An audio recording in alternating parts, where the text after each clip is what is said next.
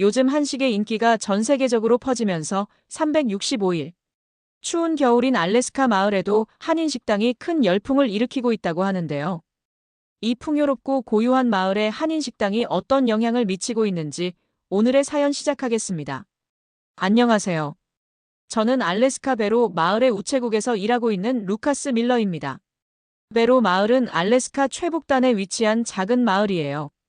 주민 대부분이 원주민이고 저 또한 이누피아트족의 피를 이어받은 원주민이죠. 우리 마을 사람들은 매년 정부로부터 받는 가스 배당금으로 생활하며 대부분 사냥과 낚시로 식량을 구하고 있습니다. 한국 분들에게 알래스카 지역은 생소하겠지만 우리 지역에서는 친숙한 나라가 바로 한국이에요. 알래스카와 한국은 의외로 깊은 인연이 있답니다. 우리 마을 어르신들은 한국 전쟁 참전 용사들이 많으시고 그분들이 한국의 발전상을 자주 이야기해 주셨죠. 할아버지께서도 한국 전쟁에 참전하셨는데 당시 만났던 한국인들의 강인함과 친절함을 늘 이야기하셨어요. 또한 우리 지역 수산물의 주요 수출국이 한국이라는 사실을 아시나요? 특히 대게와 연어는 한국인들이 가장 선호하는 알래스카의 특산물이죠. 저는 우체국 일을 하면서 한국으로 보내는 수산물 택배를 자주 접하는데 그때마다 두 나라의 특별한 관계를 실감하곤 합니다. 덕분에 우리 마을 사람들에게 한국은 단순한 아시아의 한 국가가 아닌 역사적으로나 경제적으로나 긴밀한 협력 관계를 맺어온 친근한 나라로 여겨지고 있어요. 매일 아침 우체국 밴을 몰고 주민들에게 소포를 배달하는 일상이 지루하게 느껴질 때쯤 마을에 낯선 간판이 하나 들어섰습니다. 북극 김밥이라는 이름의 한식당이었어요. 처음엔 그저 이국적인 간판이 신기해서 들어갔던 곳이 이제는 제 삶을 완전히 바꿔놓았네요. 우리 마을은 워낙 작아서 새로운 가게가 생기면 금방 소문이 나죠. 특히 식당은 빌리의 하퍼스 다이너 하나뿐이었기에 새로운 식당의 등장은 마을의 큰 화제거리였습니다. 제가 처음 그곳을 방문한 건 추운 겨울 아침이었어요.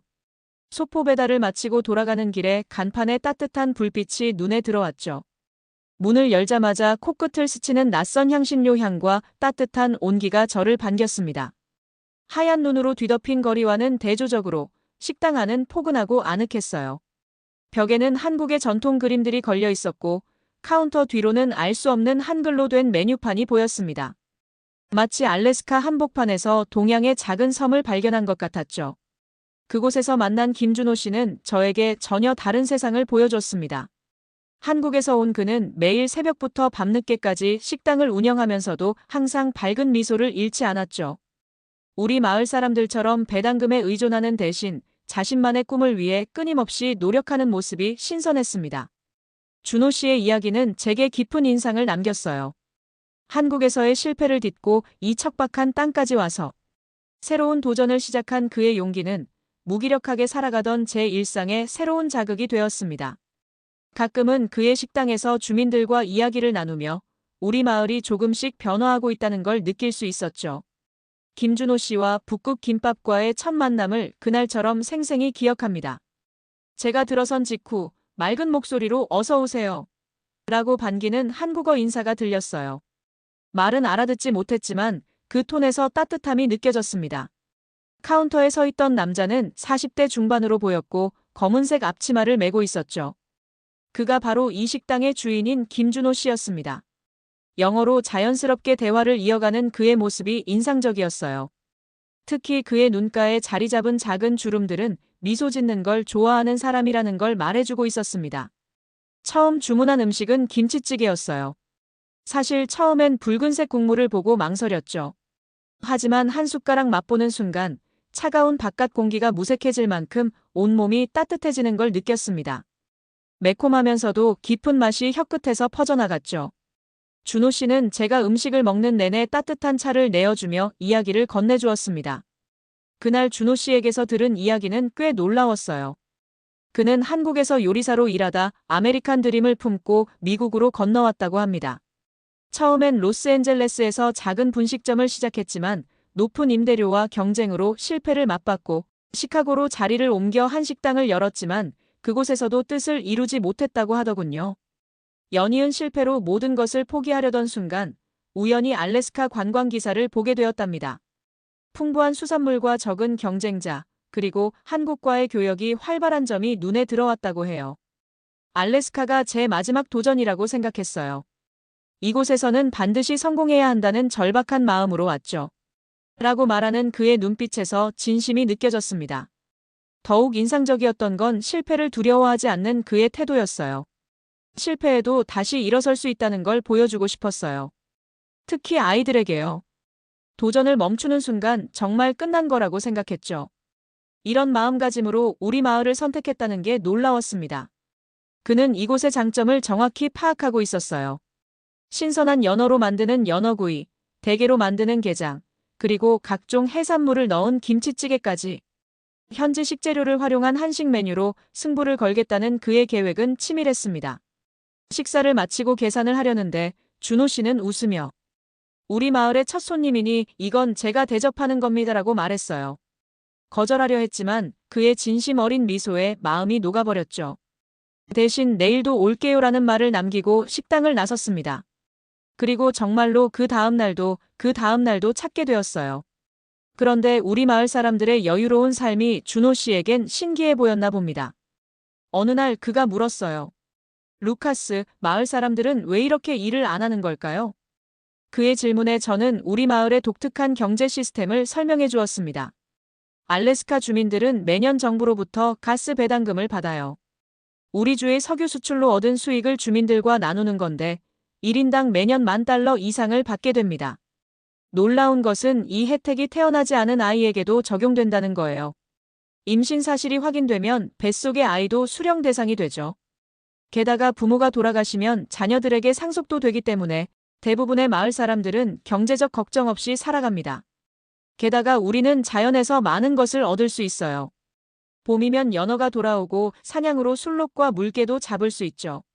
마을 사람들은 대대로 이런 생활을 이어왔기에 굳이 많은 돈을 벌기 위해 바쁘게 일할 필요를 못 느끼는 겁니다. 이런 환경 때문인지 대부분의 주민들은 게으른 생활에 익숙해져 있었어요. 하지만 준호 씨는 달랐어요. 그는 매일 새벽 4시에 일어나 준비를 시작했고 밤늦게까지 식당을 운영했습니다. 김치를 담그고 장을 만들고 새로운 메뉴를 연구하느라 쉴 틈이 없어 보였죠. 처음엔 마을 사람들이 그의 부지런함을 이해하지 못했어요. 왜 그렇게 열심히 일하나요? 가스 배당금으로도 충분한데. 손님들이 종종 이런 질문을 했죠. 그때마다 준호 씨는 이렇게 대답했습니다. 돈을 벌기 위해서가 아니라 제가 좋아하는 일이니까요. 우리 음식을 더 많은 사람들에게 알리고 싶은 마음으로 하는 겁니다. 그의 진심이 통했는지 점점 더 많은 사람들이 북극 김밥을 찾기 시작했어요. 특히 젊은이들 사이에서는 준호 씨처럼 자신만의 일을 찾아보고 싶다는 이야기도 나오기 시작했습니다. 하지만 이런 변화를 못마땅하게 여기는 사람도 있었죠. 빌리 하퍼가 바로 그랬습니다. 준호 씨의 성공이 마을의 분위기를 바꾸는 것을 그는 원하지 않았어요. 오랫동안 지켜온 마을의 평화로운 일상이 흔들리는 것을 경계했던 걸까요? 아니면 단순히 자신의 이익을 지키고 싶었던 걸까요? 마을의 유일한 식당 주인이었던 빌리 하퍼는 준호 씨의 성공이 눈엣 가시였나 봐요. 그는 여러 방법으로 북극 김밥에 방해를 하기 시작했습니다. 준호 씨의 식당이 문을 연 지 2달이 지났을 때의 일입니다. 북극 김밥은 이미 마을의 인기 식당이 되어 있었어요. 신선한 재료로 만든 한식의 맛도 맛이었지만 준호 씨 가족의 따뜻한 서비스가 입소문을 타면서 손님이 늘어났죠. 특히 젊은 층에서 인기가 높았습니다. 매콤한 떡볶이와 김치찌개는 추운 날씨에 지친 사람들의 마음을 사로잡았고 식사 시간이면 항상 식당이 가득 찼어요. 심지어 주변 마을에서도 손님들이 찾아오기 시작했습니다. 반면 빌리의 하퍼스 다이너는 점점 한산해져 갔어요. 20년 넘게 마을의 유일한 식당이었던 그곳은 이제 예전만큼 손님이 많지 않았습니다. 늘 똑같은 메뉴, 불친절한 서비스, 비싼 가격에 대한 불만이 쌓여있던 차에 북극 김밥이 새로운 대안이 된 거죠. 처음에 빌리는 그저 일시적인 현상이라 생각했던 것 같아요. 하지만 시간이 지나도 상황이 나아지지 않자 그의 태도가 달라지며 방해가 서서히 시작됐어요. 처음에는 마을에 오는 식재료 공급업체에 압력을 넣어 준호 씨의 주문을 거절하게 만들었어요. 갑자기 주문이 안 된다는 연락을 받은 준호 씨는 당황했지만 100km나 떨어진 앵커리지까지 직접 장을 보러 다니며 버텼습니다. 하지만 빌리의 방해는 여기서 그치지 않았어요. 어느 날부터 마을에 이상한 소문이 돌기 시작했죠. 북극 김밥의 음식에서 쥐가 나왔다느니 유통기한이 지난 재료를 쓴다느니 하는 말들이었습니다. 심지어 준호 씨가 불법 체류자라는 소문까지 퍼뜨렸어요. 우체국 직원인 제가 이런 소문의 출처를 찾는 건 어렵지 않았습니다. 매일 아침 마을을 돌며 소포를 배달하다 보면 주민들의 이야기를 자연스럽게 듣게 되거든요. 모든 소문은 하퍼스 다이너에서 시작되고 있었습니다. 특히 준호 씨를 향한 인신공격이 시작되면서 제 마음이 불편해졌어요. 저는 매일 북극 김밥을 찾는 손님이었기에 그곳이 얼마나 깨끗하게 운영되는지 잘 알고 있었거든요. 준호 씨는 매일 새벽부터 식재료를 손질하고 밤늦게까지 주방을 청소하며 위생에 신경 썼습니다. 더구나 준호 씨의 식당은 단순히 음식을 파는 곳 이상의 의미가 있었어요. 젊은이들이 모여 새로운 꿈을 이야기하는 공간이 되었고 노인들에게는 따뜻한 안식처가 되어주었죠. 특히 우리 할머니 아가사는 준호 씨네 김치찌개를 드시고 난 후 오랫동안 시달리던 관절염이 한결 나아졌다며 좋아하셨어요. 저는 더 이상 방관자로 있을 수 없었습니다. 빌리의 거짓말에 맞서 진실을 알려야 했어요.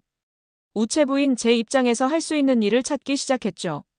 매일 만나는 주민들에게 준호 씨의 진짜 모습을 이야기했고 북극 김밥의 실제 운영 방식도 설명했습니다. 하지만 이것은 시작에 불과했어요. 빌리의 방해는 점점 더 노골적으로 변해갔고 우리는 더 큰 위기를 맞이하게 되었어요. 북극 김밥이 위기를 맞은 시점에 준호 씨의 아내 미휘 씨가 새로운 방안을 제시했습니다. 한국의 정을 나누는 것이 가장 좋은 해결책이 될 것 같다는 의견이었어요.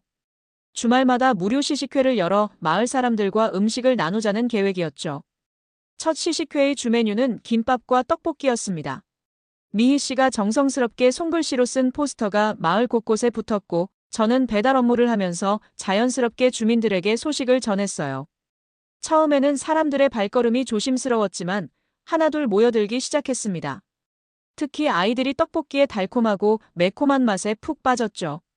아이들은 부모의 손을 잡고 와서 맛있게 먹었고 어른들은 김밥의 담백한 맛에 놀라워했습니다.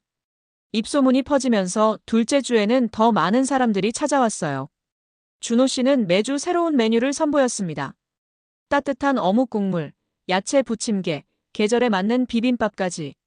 손님들은 음식을 먹으며 자연스럽게 이야기꽃을 피웠고 북극 김밥은 마을의 새로운 사랑방이 되어갔습니다. 무료 시식회는 예상치 못한 변화도 가져왔어요. 마을 청년들이 준호 씨에게 요리를 배우고 싶다며 찾아왔고 할머니들은 김치 담그는 법을 물어보러 오셨죠. 한국 음식이 마을에 새로운 활력을 불어넣은 것 같았습니다. 하지만 이런 변화가 모두의 마음에 들지는 않았나 봅니다. 빌리는 무료 시식회가 불공정 경쟁이라며 목소리를 높였고 새로운 방해 계획을 세우기 시작했어요. 빌리의 마지막 발악은 예상보다 더 치졸했습니다. 어느 날 아침 보건소 위생감찰관이라는 사람이 북극 김밥에 들이닥쳤어요. 빌리와 친분이 있는 감찰관이었죠. 처음부터 불시 점검이 아닌 것처럼 보였습니다. 감찰관이 도착하기 전 빌리는 이미 주변 상인들에게 오늘 북극 김밥이 문을 닫게 될 거라며 의미심장한 말을 흘리고 다녔다고 하니까요. 감찰관은 마치 짜고 치는 고스톱처럼 주방을 샅샅이 뒤지며 사사건건 트집을 잡기 시작했습니다. 심지어 준호 씨가 무료 시식회 때 나눠준 김밥 몇 개를 자신의 가방에서 꺼내더니 이것이 상한 음식이라며 고의적인 식중독 유발 증거라고 우기기까지 했어요. 식당 문 앞에서는 빌리가 팔짱을 끼고 서서 은근한 미소를 짓고 있었습니다. 그의 주변으로 몇몇 사람들이 모여들자 그는 마치 공연이라도 보는 듯 큰 소리로 수다를 떨었죠. 역시 짐작했던 대로야. 이주민들이 운영하는 식당은 위생관리가 안 돼. 라며 노골적인 편견을 드러냈어요. 저는 우연히 그곳을 지나다 이 상황을 목격했고 빌리의 계획이라는 걸 직감적으로 알 수 있었습니다. 감찰관은 주방의 환기시설이 부적절하다느니 식재료 보관, 온도가 기준에 맞지 않다느니 하는 이유를 들어 식당 운영 정지 명령을 내리려 했습니다. 하지만 준호 씨는 차분하게 모든 서류를 꺼내 보여주었어요. 위생교육 이수증부터 시작해 주방시설 점검 기록까지 모든 것이 완벽했죠. 오히려 이 사건은 빌리에게 부메랑이 되어 돌아갔습니다. 마을 주민들이 하나둘 모여들기 시작했고 누군가 큰 소리로 물었어요. 그럼 하퍼스 다이너도 같은 검사를 받아야 하는 거 아닌가요? 결국 감찰관은 빌리의 식당도 점검할 수밖에 없었습니다. 하퍼스 다이너의 주방은 오랫동안 제대로 된 청소를 하지 않은 듯했고 냉장고에서는 유통기한이 지난 식재료가 여러 개 발견되었어요. 심지어 주방 구석에서는 쥐가 드나든 흔적까지 있었죠. 이 소식은 삽시간에 마을 전체로 퍼져나갔습니다. 그동안 빌리가 퍼뜨린 거짓말들이 모두 자신의 잘못을 덮기 위한 것이었다는 사실이 밝혀진 거죠. 주민들은 분노했고 보건소는 하퍼스 다이너에 한 달간의 영업정지 처분을 내렸어요. 그날 저녁 북극 김밥은 평소보다 더 많은 손님들로 가득 찼습니다. 준호 씨는 평소와 다름없이 정성스럽게 음식을 만들었고 미희 씨는 들어오는 손님마다 따뜻하게 맞이했어요. 주민들은 이제 누가 진짜이고 누가 가짜인지 똑똑히 알게 된 것 같았죠. 하지만 이것이 끝이 아니었습니다. 빌리는 마지막 카드를 준비하고 있었고 그것은 우리가 예상치 못한 방향에서 찾아왔습니다. 빌리는 준호 씨의 과거 실패했던 사업 기록을 들춰내요. 불법적인 일을 저질렀다는 거짓 소문을 퍼뜨리기 시작했어요. 심지어 로스앤젤레스와 시카고의 채권자들을 찾아가 준호 씨를 고발하도록 부추겼다는 소식도 들려왔습니다. 준호 씨는 처음으로 힘들어하는 기색을 보였어요. 과거의 실패를 떠올리는 것만으로도 마음이 무거웠을 텐데 그것이 왜곡되어 퍼지는 걸 지켜봐야 했으니까요. 빌리의 마지막 발악은 비열했지만 한편으로는 그만큼 절박했다는 뜻이기도 했습니다. 우리의 반전은 지오반니가 가져온 한 장의 사진으로 시작되었습니다. 동물보호단체 대표인 그는 오랫동안 하퍼스 다이너의 뒷면을 감시해왔다고 해요. 하퍼스 다이너에서 쓰레기를 불법 투기하는 정황을 포착했기 때문이죠. 문제는 일반 쓰레기가 아니었습니다. 사진 속에는 빌리가 심야에 음식물 쓰레기를 보호구역의 순록 서식지에 버리는 모습이 찍혀 있었어요. 이는 단순한 위생 문제를 넘어선 심각한 범죄였죠. 알래스카에서 야생동물 보호구역 훼손은 엄중한 처벌 대상이니까요. 지오반니는 여기서 그치지 않았습니다. 그는 세금 관련 서류도 입수했어요. 빌리가 지난 5년간 수입의 절반 이상을 누락시켰다는 증거였죠. 가스 배당금을 부정 수급한 정황도 드러났고요. 더욱 충격적인 건 이 모든 일에 전 보건소 감찰관이 공모했다는 사실이었습니다. 증거를 확보한 지오반니는 즉시 주 정부와 경찰에 신고했어요. 수사가 시작되자 빌리의 다른 비리들도 하나둘 드러나기 시작했습니다. 원주민들의 전통 수렵구역을 침범한 일, 불법 포획한 고기를 식당에서 팔아온 일까지요. 마을 주민들의 분노는 거셌습니다. 특히 원주민 가정들은 빌리를 강하게 규탄했어요.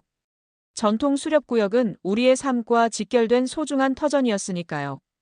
결국 빌리는 법적 처벌을 피할 수 없었고 하퍼스 다이너는 영원히 문을 닫게 되었습니다. 이 사건 이후 준호 씨의 북극 김밥은 마을의 새로운 중심이 되었어요. 주민들은 이제 이곳을 단순한 식당이 아닌 우리 마을의 자랑거리로 여기게 되었습니다. 특히 원주민 청년들에게 준호 씨는 새로운 롤모델이 되었죠. 정직하고 성실한 노력으로 이룬 성공이었기에 그 의미가 더욱 특별했습니다. 하지만 이야기는 여기서 끝나지 않았어요. 빌리 사건 이후 우리 마을에는 또 다른 변화의 바람이 불기 시작했으니까요. 준호 씨의 성공 스토리는 저에게 큰 영향을 미쳤습니다. 우체국 일을 하면서도 틈틈이 북극 김밥에서 한식을 배우기 시작했어요. 처음에는 단순한 호기심이었지만 점차 진지한 열정으로 바뀌어갔죠. 특히 김밥 만드는 법을 배우면서 한국 음식의 특별함을 알게 되었습니다. 겉보기에는 단순해 보이는 김밥 하나에도 준호 씨는 수십 가지 원칙을 가지고 있었어요. 밥의 온도부터 시작해서 재료를 놓는 순서, 심지어 김밥을 자를 때 칼을 닦는 횟수까지. 이런 섬세함이 한국 음식의 맛을 만드는 비결이었나 봅니다. 제가 처음 만든 김밥은 엉망이었어요. 모양도 고르지 않았고 재료는 다 흘러나왔죠. 하지만 준호 씨는 루카스, 실패해도 괜찮아. 나도 처음엔 다 그랬으니까.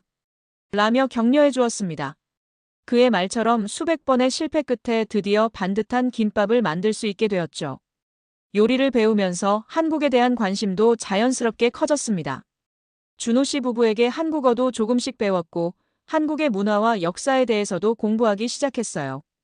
특히 한국의 식문화가 흥미로웠는데 김장처럼 이웃과 음식을 나누는 문화, 제철 재료를 사용하는 지혜, 장독대에서 장을 숙성시키는 전통까지 하나하나가 신선했습니다. 그러다 문득 떠오른 생각이 있었죠. 직접 한국에 가보는 것은 어떨까 하고요. 처음에는 막연한 생각이었지만 준호 씨의 도움으로 구체적인 계획을 세우기 시작했습니다. 서울의 전통시장부터 부산의 자갈치 시장까지, 전주의 한옥마을에서 강릉의 커피거리까지 한국의 식도락 여행 계획을 짜면서 가슴이 설렜어요. 준호 씨는 한국의 시장들을 하나하나 설명해 주었습니다.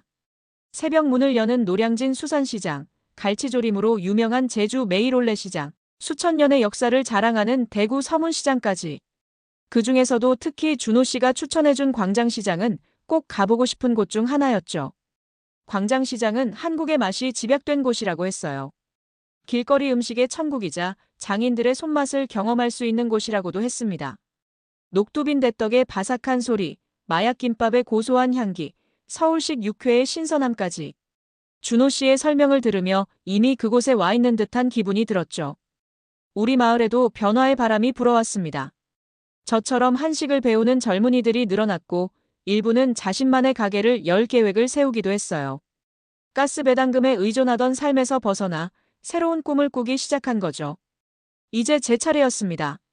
한국행 비행기 표를 예약하고 여행 계획을 세우면서 설렘을 감출 수 없었어요. 이건 단순한 여행이 아닌 새로운 시작이 될 것 같았습니다. 준호 씨의 식당에서 보게 된 특별한 광경이 하나 있습니다. 바로 그의 가족들이 함께 일하는 모습이었어요. 아내 미희 씨는 손님을 맞이하고, 큰딸 수진이는 학교를 마치면 계산대를 도왔으며, 중학생인 아들 민호도 주말이면 설거지를 도왔죠. 이런 모습은 우리 마을에서 흔치 않은 풍경이었습니다. 대부분의 가정이 배당금으로 생활하다 보니 함께 일하며 무언가를 이뤄내는 경험이 적었거든요. 하지만 준호 씨네 가족은 달랐어요. 힘들 때마다 서로 의지하고 격려하며 하나의 목표를 향해 나아갔습니다. 특히 인상 깊었던 건 아이들의 변화였어요. 처음에는 귀찮아하던 일이 이제는 자부심이 되어 있었죠. 수진이는 손님들에게 음식을 설명하는 것을 즐거워했고, 민호는 설거지를 하면서도 항상 웃음을 잃지 않았습니다. 이런 모습을 보며 저는 자연스럽게 우리 할머니 아가사를 떠올렸어요. 부모님을 일찍 여인절을 키워주신 분이죠. 할머니는 저에게 이누피아트족의 전통과 자부심을 가르쳐 주셨지만, 솔직히 저는 그동안 그것을 당연하게 여겼던 것 같습니다. 어느 날 저녁 할머니를 모시고 북극 김밥에 갔어요. 그날따라 준호 씨네 가족들이 다 같이 식당 일을 하고 있었죠. 할머니는 그들의 모습을 보시더니 이렇게 말씀하셨습니다. 루카스, 저 가족을 보렴.